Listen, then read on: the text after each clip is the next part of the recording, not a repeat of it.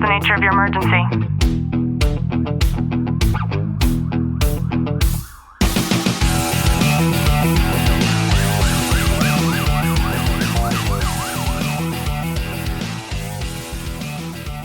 Welcome back to the Tactical Living Podcast. I'm your host, Ashley Welton, joined by Sergeant Welton. Glenn, how are you? I'm good. I'm going to pick on you a little bit.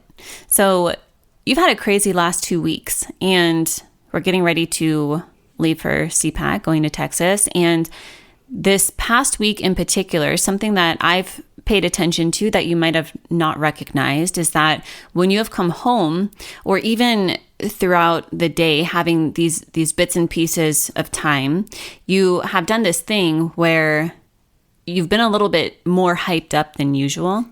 And so, whether it's been you coming home and us having a little close to midnight snack together and just carrying on conversations, I know that that's something that you've noticed that we've done, because you and I email each other every day. And I had thanked you and you had thanked me for us just having conversations like we have, but you might not have recognized that that's something that has been happening every day for almost a week now. And so I think that a lot of people, especially if you're a first responder, you might not realize that it could feel unsafe when it comes to rest. And there's a reason why the nervous system can't relax in certain instances. And for you, Clint, you've needed some additional time to be able to reset your nervous system. Typically, it will be, you come home and hi to me, hi to the dogs, you go into the bathroom, do everything in there, and then you come out, you take your melatonin. I'm already ready for bed because it's already like an hour past my bedtime. But it's been extended quite a bit throughout this entire week. And so in recognizing that, I've been able to just give you your time and showcase my interest, regardless of how tired I've been, and just kind of help you to readjust your nervous system based on the changes that you've had at work that contributed to that when you've gotten home. Yeah, and I think in recognizing that there's like in these last 2 weeks in particular, I've had so much going on. My team's had so much going on, and we've been firing on all cylinders every day, and we've been pushing, and we've accomplished so much, and so when I'm coming home, that energy level is still high. Like, I know this for my guys too, like their energy level's been so high every day because we've been doing so much. And this is one thing I tell them all the time: hard work never goes unpunished. And with the work that we've been doing, we've been pushing so hard and trying to stay on top of the stuff, but a lot of our normal day-to-day stuff has kind of slipped through the cracks. So then you start adding on more and more, because as every day furthers, is we start stacking up more and more to-dos onto our belts that we haven't gotten accomplished the day prior. So I think that's what was occurring is we're firing on all cylinders. We're moving so fast. It's not kind of our normal routine. So it's shifted that, hey, let's ready to go, and trying to be at that high energy level to get this stuff accomplished. I think it can be a little confusing or even go unnoticed for a lot of first responders, where you finally have time to be able to rest, and yet you feel restless or tense or unable to fully relax. And it's important to explore why downtime can feel uncomfortable instead of feeling restorative.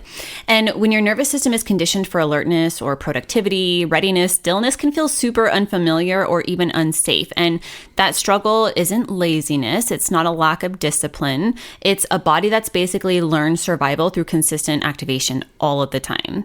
And the psychological concept here is called hyperarousal and nervous system conditioning.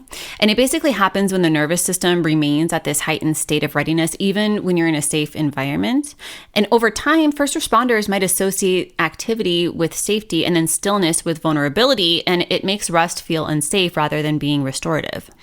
Yeah, and I think that I think all of us are guilty of it on a regular basis, and it's recognizing it. It's finding different avenues to be able to get that out and make it okay just to sit and rest sometimes. And it doesn't even have to necessarily just be rest. It could be, doing some mundane tasks, doing something to where it's you could be accomplishing a whole lot, or you could not be, and it's just you don't want to be stagnant in certain instances, to where because you're feeling less than, and I could see that, but in all reality, it's taking that time. There's been some times where we said, we're just sitting here and doing nothing. And it's making it okay to have that, because ultimately what it'll transition into is, okay, I'm going to take a nap now. and it's making it okay to do that stuff. And who's to judge you on if you do? I think for a lot of people too, it might look like difficulty sitting still or relaxing or even feeling guilty during your downtime. I am guilty of feeling guilty during my downtime for sure. Restlessness on your days off. Maybe you feel like you always need a distraction to unwind, or you feel a lot more comfortable when you're busy than when you're calm. And it's funny. So I'm sitting here, my eyes are closed, and I'm thinking of especially over these last 2 weeks, like I've needed downtime at work, and it's been hard because, I have a lot going on, not just me, but my guys. They're going out and they're putting in great work. They're doing this, and I have to be there for them. I have to do the supervisory stuff to it. And like I'm going through my brain is like, I needed the downtime, not because I needed rest. It's because I have to accomplish some stuff that I have to get done. And sometimes it takes on, instead of moving all the time, I have to force myself to sit at my desk and shut my door and set up those barriers. So not only can I get rest, but it's more so of accomplishing kind of those mundane tasks. There's a lot of signs that rest might feel unsafe for you. I'm thinking of an investigator. Why do we call deputies investigators and police officers detectives? That just dawned on me. Yeah, I don't know. I'm thinking of an investigator, a deputy, so investigator, who basically feels like he has to stay busy all of the time, even when I know that he's tired, because he's talked to me about some things that have gone on. And I think that is a very deliberate sign that rest might feel unsafe for somebody. Or maybe you feel a lot of tension during some of those quiet moments, and then that kind of silence might trigger more alertness for you. Yeah, and when you get into those, like your safe space, and you're wanting to wind down and you can't because you start amping yourself up, like I think we need to start redefining, okay, this is my safe space, and this is where I can turn off that hypervigilance. I think there's a lot of ways to help your nervous system to be able to accept rest. But first, we have to identify that this is probably something that we are guilty of if we are. And the first is to just redefine rest as recovery and not laziness. This is something that I have had to try to drill into my mind for at least the last year, because rest actually helps to support our performance and not the other way around.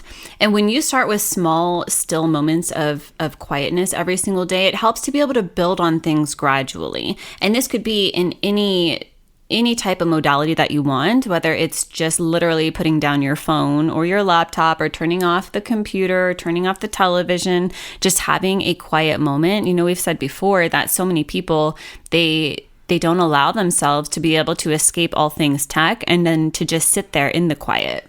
And it's one thing for us, like, the TV's off, your laptop's, it's running a report, it's doing what it needs to do, and it's just quiet in our house. The only noise is we have one of our dogs who thuds her feet on the ground. She takes after me by the way, but they end up coming over to us and they start snuggling us, or we go to them and bug them, and we just take that time and we're not doing anything. We're just loving on them, or we're playing with them. And it's little things like that. That is still restfulness. That is still something that we can do to alleviate those tensions. This is going to sound silly, but there's a reason why we've labeled it a rest room. And yet in the past 10, 15, 20 years, people don't rest in the restroom. They literally bring their phones in there and then waste more time than necessary. And they don't have even that couple of minutes to be able to just sit and rest in the restroom. And so even if something that you're going to do to start to incorporate this is to just leave your phone out of the bathroom, that is going to be a very small step in the right direction. Yeah, like for me, I never take my phone into the restroom, and the reason being is because, one, I don't want to drop it in the toilet, but two, I have no desire to sit there and scroll, and I see it all the time. People, they have to have their phone while they're sitting. I went into the restroom and went pee yesterday, and I hear a guy watching a movie on the toilet. I'm like, what the hell? You see, in my excuse for that, and I have like a little shelf next to my toilet, is that I don't have time to sit there and like check on things. So I'll like go to the bathroom and then I'll text you, you know, this crazy thing happened in the world, or like, this is the latest political update, or, you know, because I don't have time otherwise. So, you know, but for a lot of the times I don't, right? Yeah. I'm up here in my office all day. I leave my phone on the charger and then I go to the bathroom up here. But, you know, small steps and even small things are going to add up and make a big difference. I hope you've gotten some value out of today's episode. If you have, do us a favor, drop a review, subscribe down below. And as always, know that I'm sending you a long, tight hug from my home to yours.